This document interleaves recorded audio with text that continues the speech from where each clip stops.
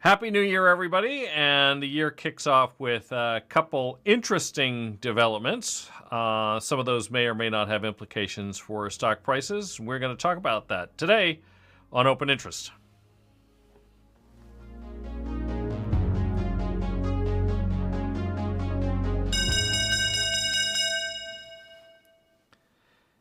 Hello, everybody, and welcome. I'm Mike Coe. Welcome to Open Mic, where we talk about the markets and take your questions on things like stocks and options.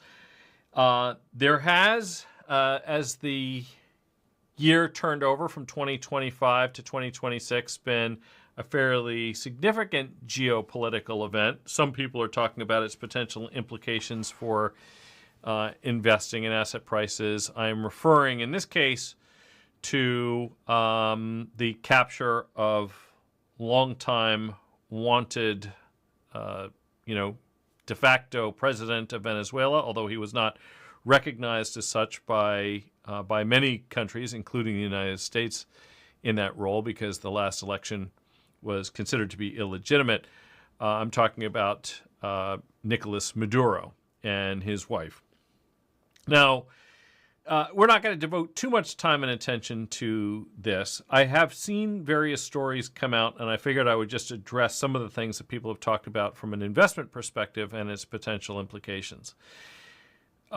Most of you watching probably know, but if you don't, I will tell you anyway, that Venezuela has arguably the largest known oil reserves on the planet, even higher than those of Saudi Arabia. Their oil production has not been so great in recent years. We have embargoes. That's a part of the problem.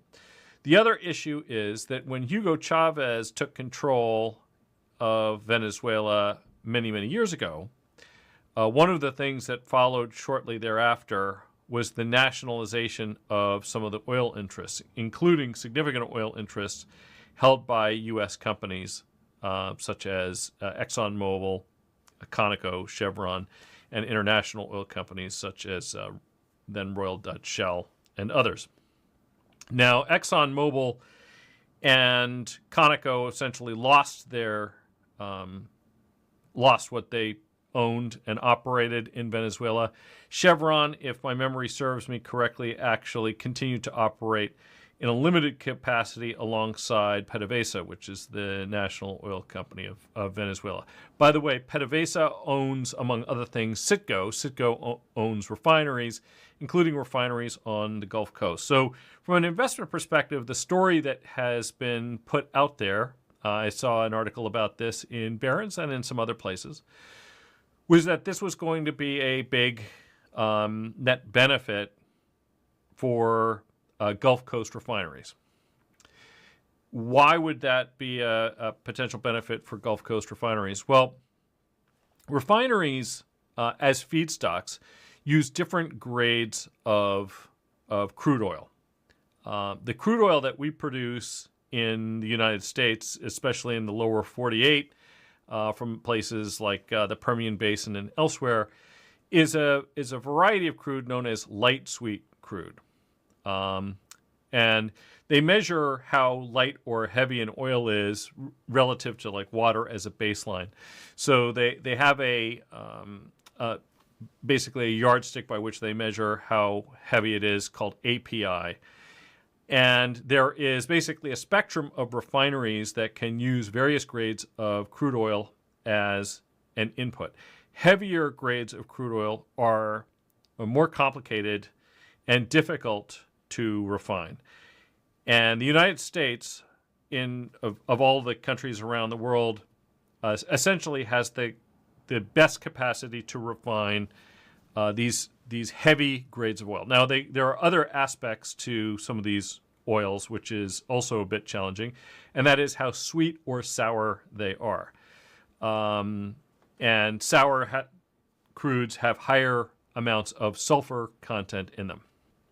So it is these more complicated refineries that the United States has more of in general, and particularly along the Gulf of Mexico, America, whatever you prefer to call it.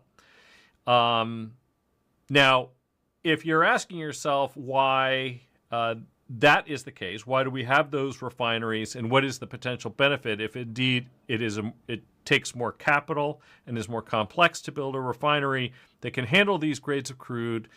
The answer is that they tend to trade at a discount. So assuming that you have the capital to build a refinery that can handle them, the benefit comes in the notion that the feedstock that is used for the refinery will come at lower cost. So we are in a good position. There is another aspect, which is certain feedstocks. In general, when you refine a barrel of crude oil, you could make certain generalizations about what it gets refined into. What would be a generalization that I'm referring to? So there's 42 gallons of gasoline in a U.S. barrel of crude oil. If you refine it, in general, maybe half of that turns into gasoline and a quarter of it turns into diesel, and the other quarter is a variety of other byproducts like naphtha and benzene and so on. Well, heavier grades of crude, you can adjust those percentages very slightly, and then also dependent upon the feedstock crude that is being used, those percentages will also be adjusted somewhat. Heavier grades will typically yield more diesel as a part of the refining process than the lighter grades will, and so on. I'm speaking again at a very high level, so we don't need to get into a long debate or engage with chemical engineers on this. The point that I would make, though, in all of this, because a lot of folks were saying, oh, this is going to be a huge benefit, is that this is not a turnkey operation. So Venezuela's crude oil production has been seriously curtailed since the Chavistas took over those assets. Now, unsurprisingly, the government officials that were involved with that did not have any particular expertise in oil extraction and logistics.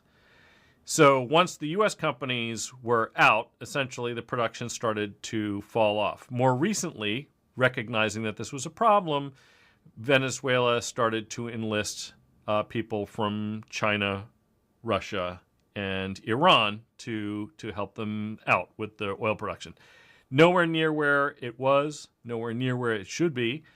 I've seen estimates as low as 500,000 barrels a day, which when you consider how much oil reserves they have and where their production had been previously, that's a very low number. It may be slightly higher than that, but it would be safe to say that most of the oil production has been curtailed and they have only a small percentage of what they once did. It will take a significant amount of time to ramp that back up. So that's the first thing. Second thing is that the oil industry has already been generally depressed somewhat. It's not as if oil prices were exceptionally high and we had a huge shortage. Quite the contrast. Oil prices have been quite depressed. In fact, I have crude, in this case, West Texas Intermediate, up on my screen right now. We can pull this up and take a look. And you will see that, we've seen generally declining oil prices since early 2022. Again, this is West Texas Intermediate. Tom Lee was on Squawk this morning. He was talking to Joe Kernan, and he mentioned that one of his analysts said there's a possibility that crude could even trade with a 4 handle on it, less than $50 a barrel at some point this year. I don't know whether that's true or not. Clearly, the dynamic has not reversed as of yet. So I'm going to not suggest necessarily at this point that it makes a lot of sense to try to chase some trade that would be a theoretical beneficiary of an increase of production from Venezuela. Because crude prices are already depressed, because we do not have a shortage, and because it's going to take time for them to ramp. For all of these reasons, I'm not attaching too much significance to it. Over the course of the weekend, almost every single business news outlet that I normally check had something about this. So I figured it'd be worth addressing and not just simply ignoring it. It's a major geopolitical event, but I'm not so sure that it makes huge sense to focus a whole lot of time and attention on on an investment in this area, except to say that I also believe that energy stocks in general, despite all of the pressure on crude itself, might present a little bit of an opportunity here. And if you're wondering why, one of the reasons is that as a space, it is essentially unchanged for 20 years. So I'm just going to draw a line. This goes back to, not quite 20 years, this goes back to 2008. And if we look at XLE as our benchmark, it's at the upper end of this range.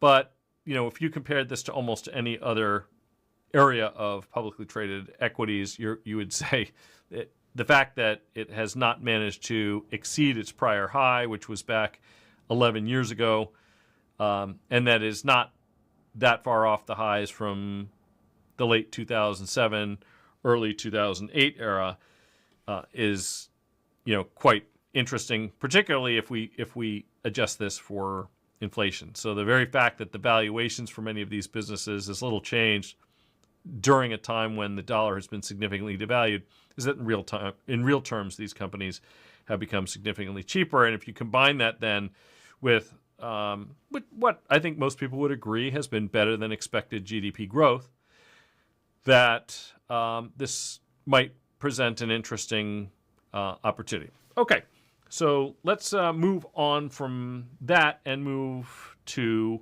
Micron Technologies.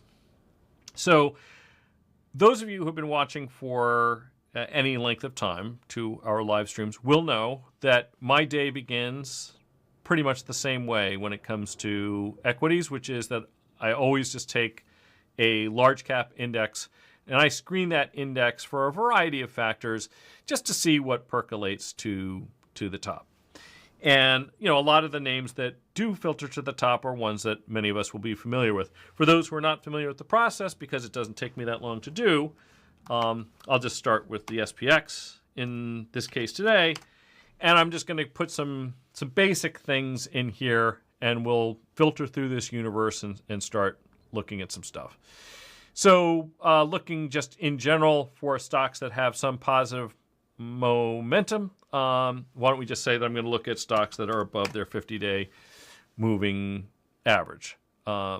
We will then say that, okay, in terms of valuation, I am looking for companies that have below average price earnings to growth ratios. So I will say I want it to be less than 3. I want to seek companies that are growing at least as fast as their broader economy or inflation. Now, I'm going to maybe kick this to a slightly wider swath of stocks than I sometimes would. But what that means is I want to see 5-year actual sales growth that is going to be, greater than 3. And I want to have earnings 5-year CAGRs that are greater than 6. These, again, are a little bit more conservative assumptions than I mean, conservative. When I say conservative, I'm saying they're less aggressive in terms of how much I'm filtering it down. I'm going to do that just so we can just take a general look at a wide swath of stocks. And again, for those that don't know, the economy generally grows at 3%. If you are not keeping pace with the economy, which is probably in line with real rates of inflation growth, then you're shrinking in real terms. No real interest in investing in stocks that are shrinking in real terms. The S&P earnings growth actually has been closer to 8% CAGR over the course of the last decade. Here we're using 6. Probably wouldn't make that much of a difference. We can see that because I can just sort this, and we can see how many would drop off, and we can see it's just a relative handful. Target actually being one of the ones that would fall off the bottom, but not by much. All of these have greater than 6, and almost all have greater than 8% EPS CAGRs over the last 5 years. Okay. So one of the names that popped up and that has done exceptionally well of late is Micron Technology. Oh, yes, I'm sorry. I wanted to look at one other thing because I had a certain strategy in mind. So I'm going to look at stocks that have implied volatility in excess of 30% for now. And we'll get to what, so you'll see that names like JP Morgan and stuff like that fell off the list. And you'll get to see why I was looking at this in particular in just a moment. So one of the names that popped up here is a name that we talked about recently. You'll forgive me, I don't remember who it was that asked, but good for you for asking. Somebody was asking about Micron going into earnings. They owned it, had, I think, if my memory serves me well, a couple of different calls at different strikes. I'm going to pull up the live stream comments here. Maybe we can see somebody who will remember. Oh, look, how about this? So somebody's asking about an at-the-money synthetic combo on Micron, 6 months out, and then selling weekly out-of-the-money put credit spreads. Thoughts? Okay. So this is perfect. I'm really glad that you happen to be looking at this. So one of the things about Micron, though, if we go back to these technicals, the way this system looks at technicals, it looks at the price versus the 50-day. So one way we can look at this is we can say, okay, well, and I'm not sure why this is not showing up on here. It should be. Where is... Oh, it's right at the top. Yeah, there, of course. I must have... Yeah, that's what I didn't scroll all the way to the top. So one of the things I noticed about Micron is I said, okay, it's above the 50-day. That's generally a positive, but it is way above the 50-day moving average. And that, to me, that doesn't mean that we don't like the stock. Fundamentally, it still looks strong. It still has momentum, still has a lot of good things going for it. But it does mean that we could be caught chasing a little bit if we were to pick the stock up here. So let's take a look. So we're just going to, I'm going to just get rid of the other moving averages for now because the 50 happens to be the one we're looking at. And we're just going to punch this out and look at it over, call a 5-year period. And what you're going to notice is this thing most recently has basically been going straight up here. And now we have this big, big gap between Micron and the 50-day. And one of the things you will notice is if you go back in time, now this is not a log chart. I suppose we could put this in a log chart, and I will in just a moment. But one of the things you're going to observe is that even if the stock is, generally a good buy, that when it does get well above the 50-day, it did there, it did there, it did here, it did here, it did there. Even if you are in an uptrend, and this has clearly been an uptrend, and it's done this a couple times, sometimes you are poised for an intermediate pullback. So how does one contend with a situation like this if you generally like a stock, but you're a bit concerned about the notion that you could have a little bit too much of a good thing right here, right now? And the answer to that, if the stock happens to have a relatively high implied volatility, as this one does, is potentially to use a stock replacement strategy. And a potential stock replacement strategy could include, that's not what we want, something like a call spread risk reversal. Eileen says, it looks like a head and shoulders pattern for Micron. Let's take a look at a shorter pattern. I don't know about that. It does certainly feel like there is a little bit of, a lot of exuberance maybe in the name. And one of the things you're going to typically start to see is that if you get into an area where the relative strength index is, above 70, for example, some people will consider that overbought. You can look at things like Williams and the commodity channel index. This is another one. You will notice that all of these, none of them, this is over here where you can see whether it's a buy, sell over here. None of them of those have it as a buy. And this is consistent with our intuition, simply just based on its price relative to the 50. So we can build this, build an alternative. I will put this first into options play, and I suppose I could also put this into our open interest charting application as well. This is a circumstance that, as many will know, I've described on more than one occasion the fact that as a percentage of their own value, especially their extrinsic value, options will decay more rapidly as expiration approaches up to a point. At a certain point, options become so dirt cheap, effectively. They're only pennies, that the decay is essentially meaningless or de minimis. But, okay, so this is kind of interesting. So here, if you're looking at options play, you will notice that it too says bearish counter trend. The current trend for Micron technology is extremely bullish and has exhibited signs of a potential reversal into a bearish trend. This might provide a favorable risk reward for a bearish trade. So if you are long the stock, let's start with that. What are things you could do? You could put on something like a put spread collar. So you can hold your stock, but I'll put on a put spread collar, sell an upside call, and use the proceeds to finance the purchase of a downside put. And you would end up with, so we need 2 puts and we need a call. We're going to buy 1 put, we're going to sell another put, and we're going to sell a call to do that. And I would actually extend this out a bit, because the implied volatility is such that in this particular instance, what you're seeking is to give yourself as much potential room to the upside for appreciation and as much potential protection to the downside as you can.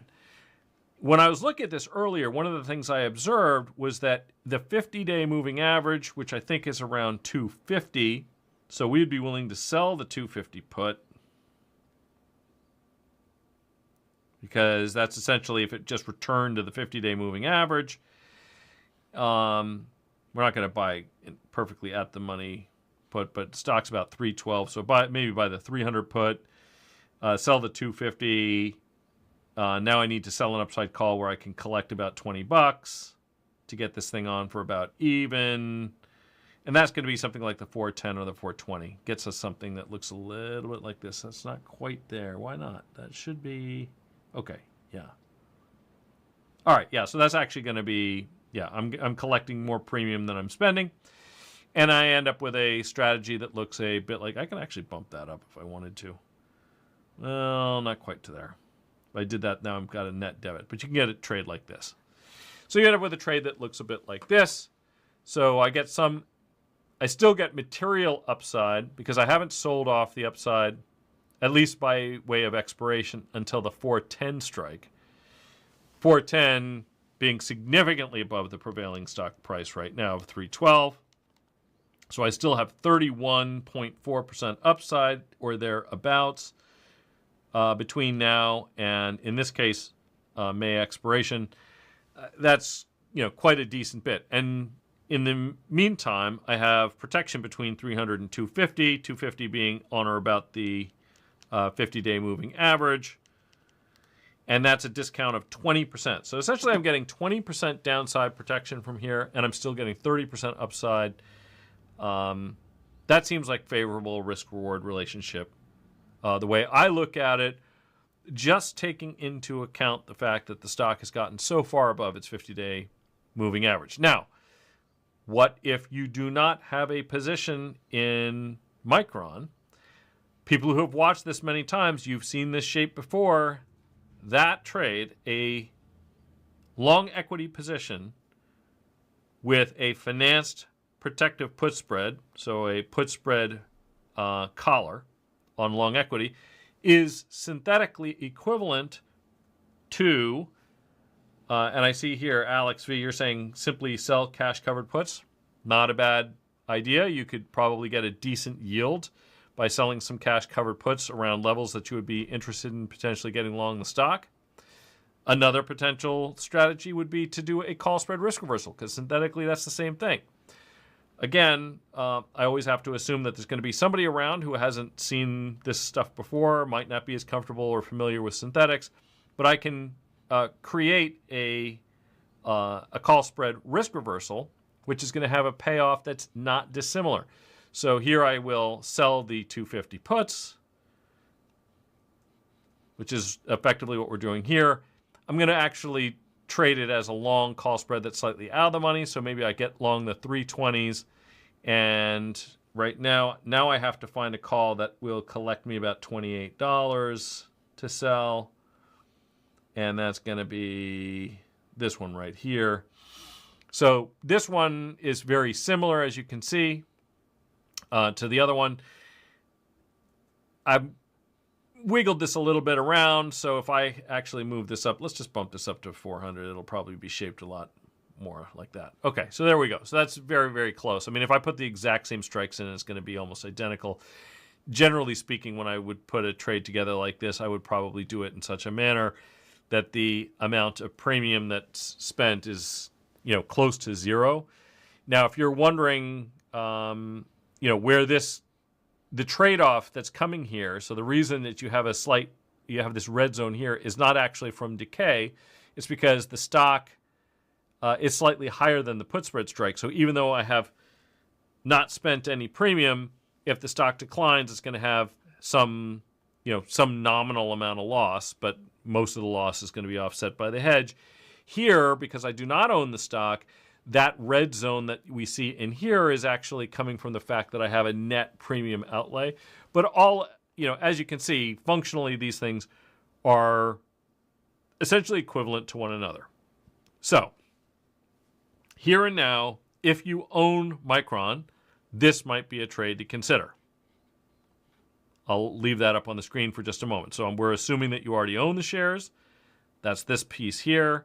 So for every 100 shares of stock that you hold, you could do a put spread collar like the May 250, 310, 410. If you do not have a position, but you like that risk reward payoff for Micron, which, as I previously illustrated, does screen well generally, other than this kind of overbought condition that we were just talking about. I mean, it's on my list. It meets all of my criteria. If we look at valuation, if it will get me there, it's thinking about it. All right, so here we go. So we go down to Micron and we look at Micron's PEG ratio, for example, so price earnings to growth. I mean, very nice, attractive number. Why? Because it's growing like mad, and because it has a price to earnings, forward price to earnings of less than 10.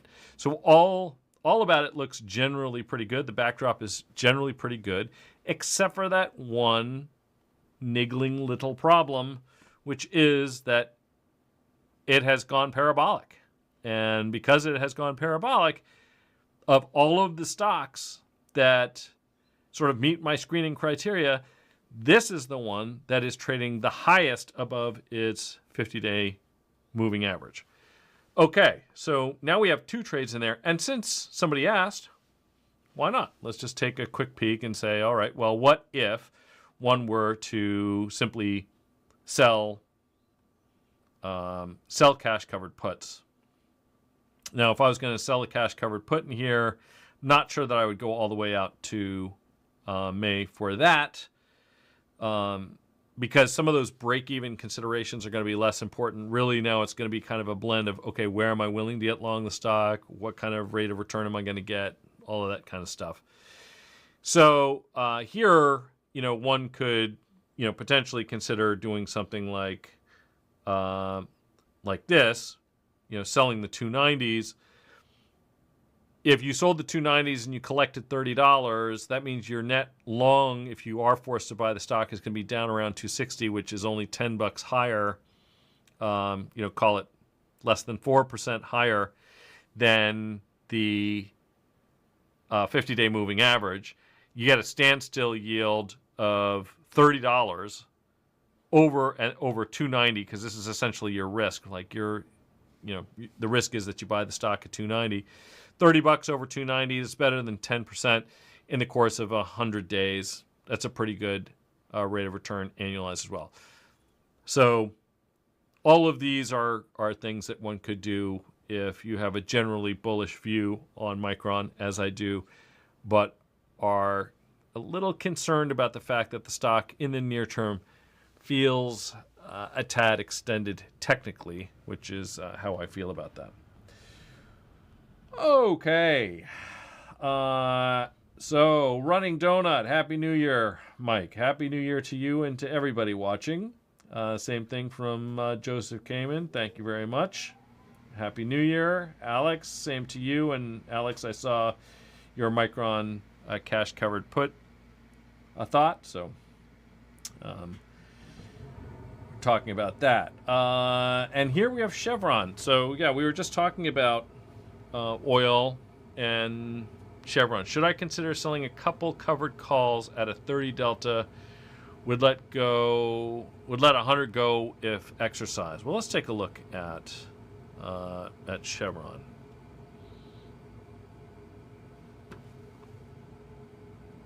All right. So first things first.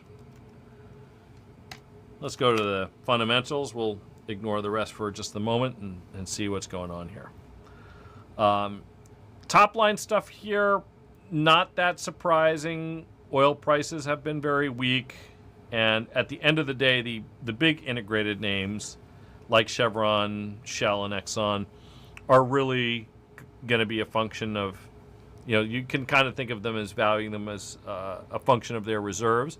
And their revenues are going to fluctuate with oil prices. Oil prices are down, revenues are down. Not terribly surprising. In terms of free cash flow and in terms of earnings, not bad. So we're looking right now at better than $20 billion in free cash flow anticipated for Chevron next year. So that's a free cash flow yield of about 5.4%. See what the dividend is right now. So at its current price, the dividend, it's yielding north of 4%. We like that. And I actually, I'm kind of the view that we're not in a bad way from an economic standpoint. We have seen, a lot of things that people thought were going to get worse have gotten better. The most recent inflation numbers have come in a little bit lighter than, that is to say lower than some people had expected. GDP growth has turned out to be higher than most economists forecast. So that is similarly a positive. And in the midst of all of this, we have actually seen the federal budget deficit dropping, which frankly I don't think anybody expected, because it felt as if there was just too much of a burden. Secretary Yellen, when she was running Treasury, had financed a much larger than normal percentage of U.S. deficits with very short-dated paper when rates were zero. A cynic, maybe I'm a little bit of a cynic, would suggest that they were willing to take massive amounts of risk in the future and vastly increase borrowing costs in the future for relatively de minimis savings in the near term. Because when we were in ZERP land, it probably would have cost them about $70 billion incrementally each year to finance at the long end of the curve when rates were very, very low. Yellen and some of her colleagues at the time have said, we didn't know rates were going to go higher, which I guess is the flip side. Another way to look at that would be to say they just assumed that rates would be low forever. I'm not quite sure. Or maybe the feeling was that they would be kept at a low level, even if artificially. Regardless of what the motivation was, obviously long end rates rose, and they rose a lot. And we had to refinance a considerable amount of debt that was maturing over a relatively short period of time at considerably higher rates. And the incremental interest expense for those miscalculations that were made several years ago that have to be borne by the government today is measured in the hundreds of billions of dollars a year in incremental interest expense.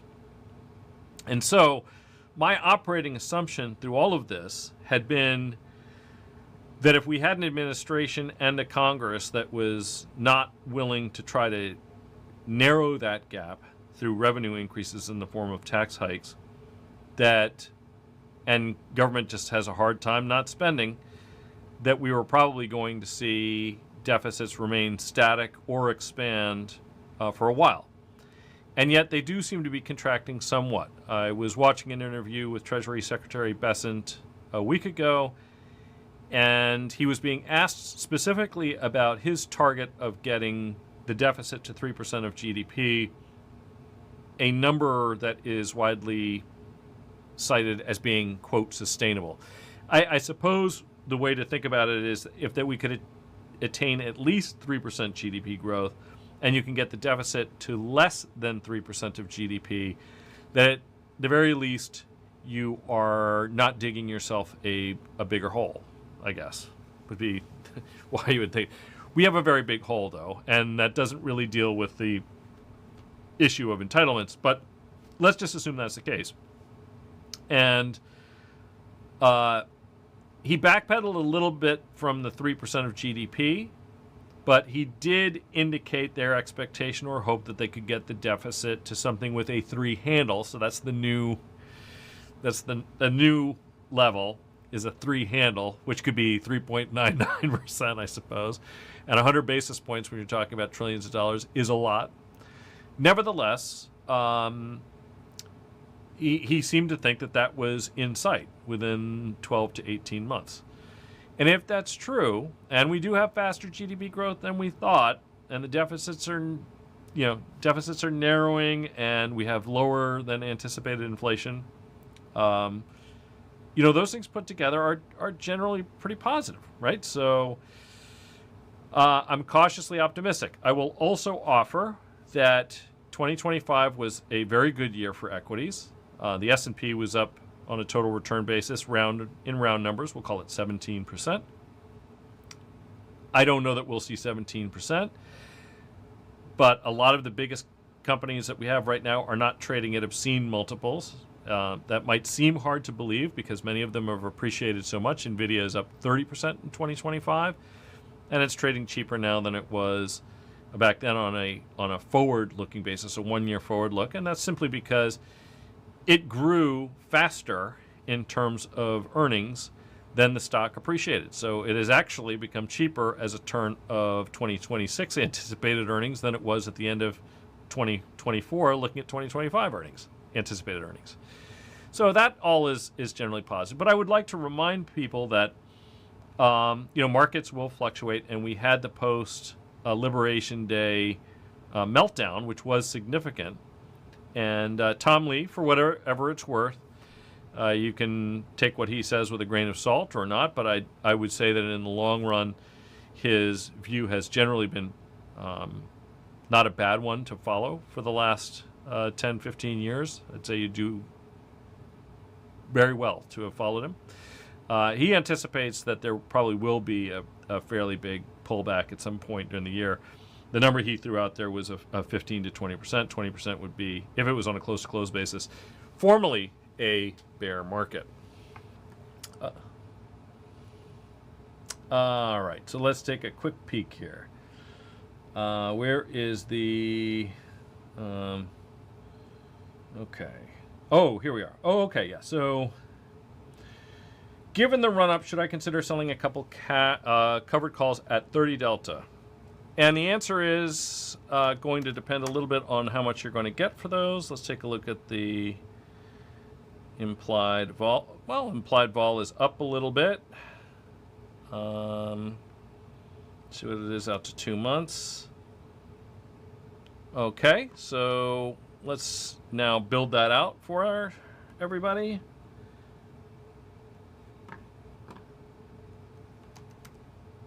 I rather like that idea in general. 23 324 vol is not quite as exciting. But it's not terrible, given this is not... so let's look out here. That, if you're looking at the Feb regs, that would be something in the neighborhood of either the 170s or the 175s. So if you were looking at the 170s, that would give you $6 worth of upside plus another 292. I'll use a mid-market price here. We'll just call it,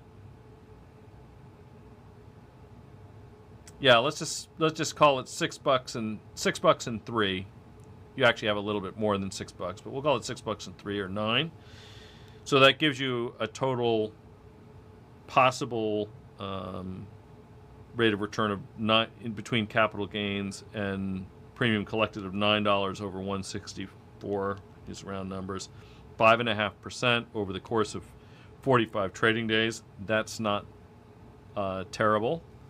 So I think that's a fine strategy. You could use the 170s, or you could go up to the 175s. 175s are going to reduce the amount of yield you are collecting by $1.20, but give you $5 additional participation in terms of the possibility for capital appreciation. Whether that makes sense, let's just take a quick look at the charts, see what we have here. Yeah, I mean, it would have to get through this level right here, and by more than the premium collected. Let's expand this a little bit. So we have to go pretty far back.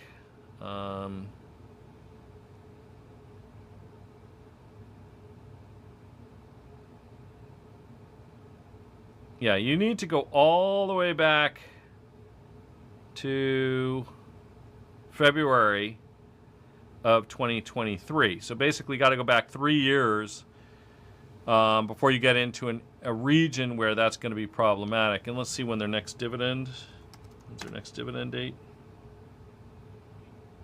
And you're going to get the dividend if you do that. We were looking at Feb. So that's another $1.80. So not $9 in potential money, but actually it's going to be $10.80 is your maximum possible gain if you sold those. So that's 6.6% in 46 days. So I think that would be pretty decent, worth considering. Okay, let's see here. Bob, thoughts on ServiceTitan? Quarterly earnings release was on December 4th. Stock was up 10.5%. But many sources say the next quarterly earnings release is on January 12th. Huh? That would be January 12th. Bob, if you don't mind, could you potentially share one of those sources? That would be helpful. Certainly not what we see here in the Bloomberg, but a valuable source of intelligence on whether or not there is an event is the options market itself. So let's have a quick peek and see what the options market's got to say about all of this. And what you will see, if there's an anticipated event like that, is something called event variance. Event variance is going to be, what I sometimes describe as a pimple in the volatility surface. It is going to be a situation where volatility around the anticipated event is going to be higher. Now, because the volatility term structure is generally upward sloping, like this, sometimes an event variance can elevate volatility in some region, but not so far as it goes above the really long end, depending. And that appears to be what's happening here. We can see that there is some event just based on the steepness right in the term structure right here, there is some event that takes place after February 20th and before March 20th. So in that 4-week period, something happens. Now, as according to Bloomberg, at least, and we'll take a look and see what the company's got to say, they are anticipating that earnings are going to be, their next quarterly earnings release is going to be on the 13th, which is consistent with when they released earnings last year. Okay? So that makes sense. That is, about 3 months after their last quarterly earnings release. It's on or about the time that they released the same quarter's earnings in the prior year. It is our producer Jay's birthday. So, a special day for that. Yeah, so I think the question you're wondering is, this is probably, I think, what people were looking at. They had an event on January 13th last year, which was 2 months prior to their Q4 25. And we got their Q3, right? So Q3 last year was announced in January. Q3 this year was announced in December. So Q4, being in March, is consistent. So I think what's going on here is that probably an algo is picking this up, and it's saying that plus 1 year is the next quarterly earnings release, when I'm guessing that this is probably more accurate. Well, let's see what else is going on here. Now, a quick question some of you might be having is, you're saying to yourselves, well, this all seems highly irregular. Why is it so irregular?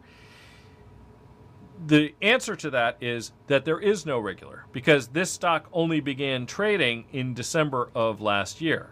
So there's not like a big pattern to go on, right? So the next source I would look to is the company's own investor relations. See if they have anything for us. It's unlikely, by the way, that they would, unless it's coming up really soon, because they don't generally confirm.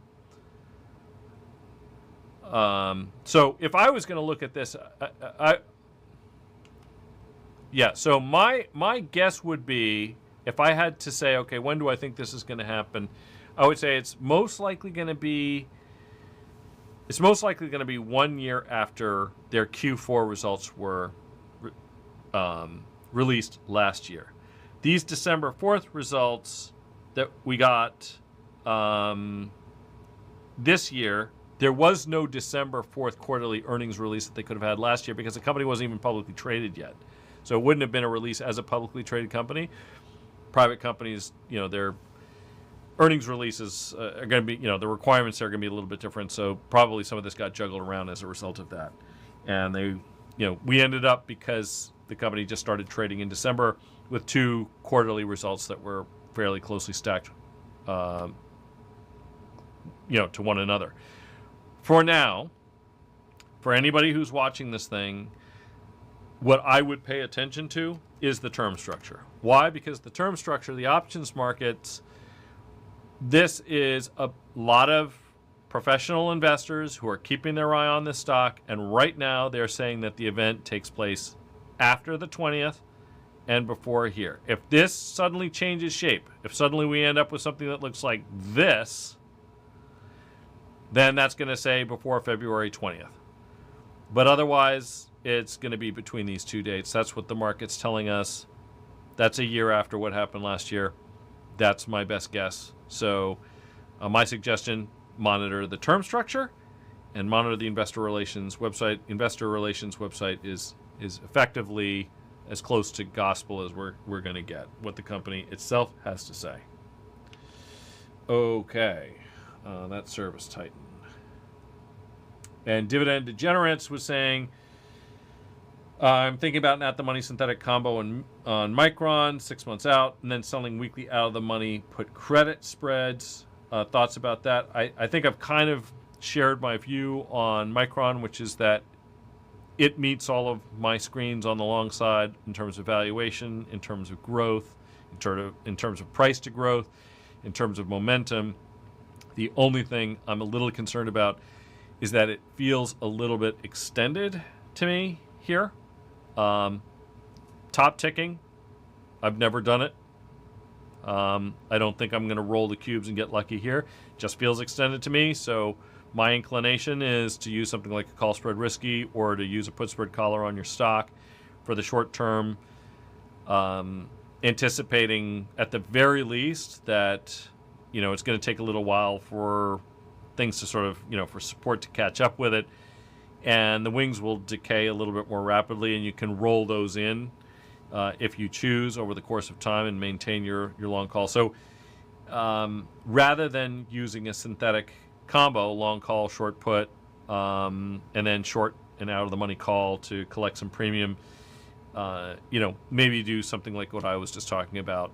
If you're going to do it on a synthetic basis, you could use a calendar.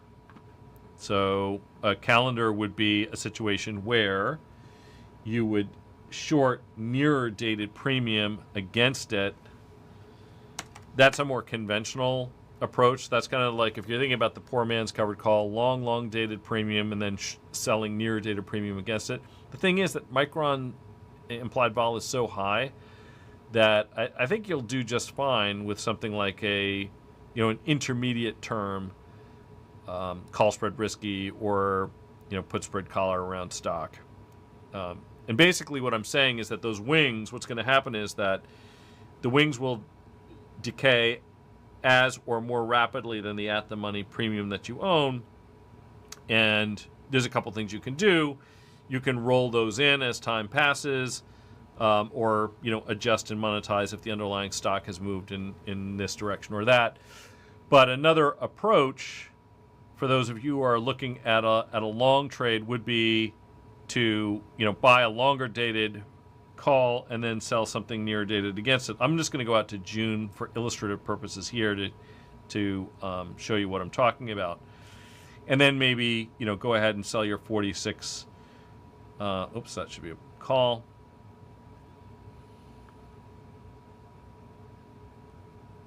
End up with something that looks a little bit like that.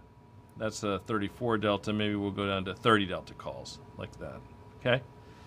So, but the thing is, as you'll notice, there's not a huge standstill yield with that trade.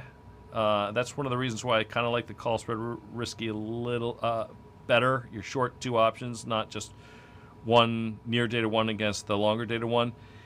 And let's see here. Yeah, that's just not a really good standstill yield. I mean, I like the call spread risk reversal a little bit better than this trade. I don't think there's anything wrong with it. You could go further out if you wanted to, but let's just take a look at Micron's term structure very quickly as well, so we can see why this might be the case. Yeah, so this is not.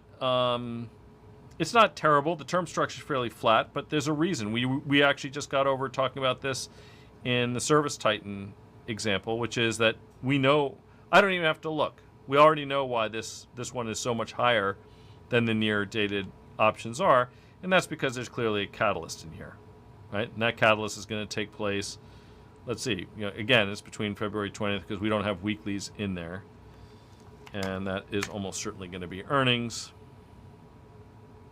And there it is. On the 20th. I don't think so. That's not right. Because the 20th, I think, is a Friday, right? Or is it? When's Good Friday? Okay. So, yeah, Bloomberg is saying earnings are on the 20th. And I'm going to say, no, they're not. They're not, because most companies don't actually report earnings on Fridays. It's typically a Tuesday, Wednesday, Thursday kind of a thing. So I am guessing that this is an algorithmic sort of estimate that's probably not right, but it's here's the way to think about it. It's right enough for us at this point because we only have Feb 20 and March 20 expiration. So effectively what we have is it's going to be captured by the March 20th expiration, but it's worth keeping an eye on it because what will happen is if that got pushed to just outside of that, and why is it the 20th? Because it was the 20th last year. So the algos are just saying, oh, it's the 20th, so they just advance the clock by 1 year. Here's the 20th again. So that's where that came from. This is the interesting part, is if you look down here, they reported on the 28th, which is actually my sister's birthday, as it happens. Got a couple March birthdays in the family. But the reason this is interesting is because, and here is the 29th, back in 22. The reason is that if the 20th is not correct, is it more likely going to fall on the 19th, so a little bit earlier than usual, or is it more likely going to fall on, let's call it the 26th, based on what we're seeing here?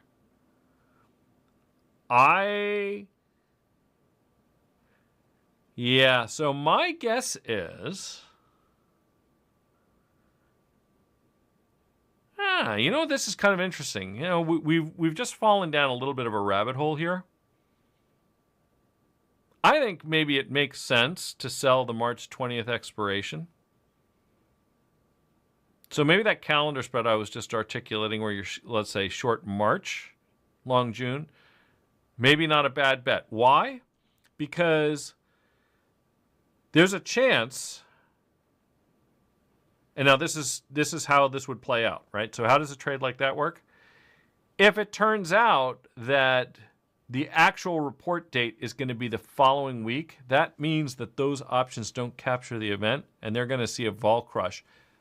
They're going to see that vol crush if and as and when the rest of the market becomes aware that actually they're probably not going to report on the 19th. They're not going to report on the 20th. It's a Friday. The 19th is earlier than they have historically reported. Generally speaking, in those circumstances, they have reported the subsequent week, which would be on the 26th. So if you're asking me to guess which day it's going to be, what Bloomberg is guessing, which is the 20th, and the 26th, which is my best guess, I'll take the opposite side. So I'll take the 26th if somebody else wants to take the 20th. We can just go heads up on that. If anybody wants to, just jump in the chat and say so. Let's see who, do I have any volunteers?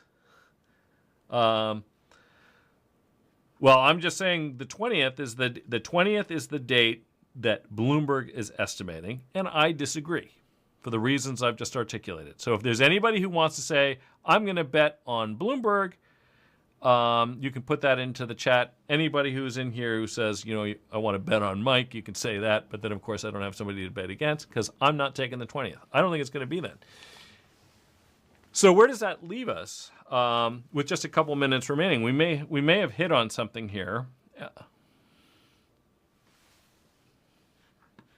Okay, there's Eric. You had a question. Thanks for all the knowledge. I did the Micron trade you outlined. That was a win. 200, 240, 300 call spread, risky. So it was basically the same trade. Maybe just unwind it here. Actually, unwind or roll.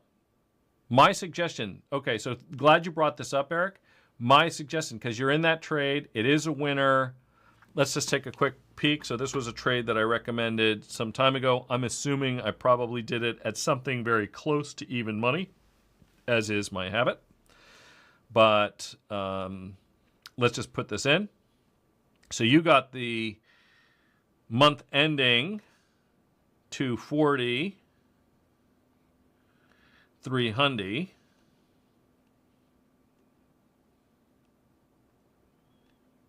And that put, by the way, that you were short, I mean, you probably could have covered that thing a decent bit ago, because I'm going to guess there's nothing in that thing, really. Nothing meaningful, anyway. Yeah, 30 cents. So you definitely wouldn't want to continue to be short that. So this thing can be worth as much as $60. It's worth almost 50 now. 47.40. I would, yeah, this is not really the kind of risk reward. You've made most of the money that you can make. Not the end of the world to keep it here. There's not a huge catalyst on the horizon between now and month's end that's likely going to cause a whole. But you're basically, synthetically, what's going on is you're short a put spread here. I would think that it makes decent sense to consider rolling to that structure that I just outlined. April, May, something like that. Just push the whole trade out a little bit. Most of that money has been made, and if you're going to deploy the capital, just deploy it to something that's got, more of that asymmetry we like.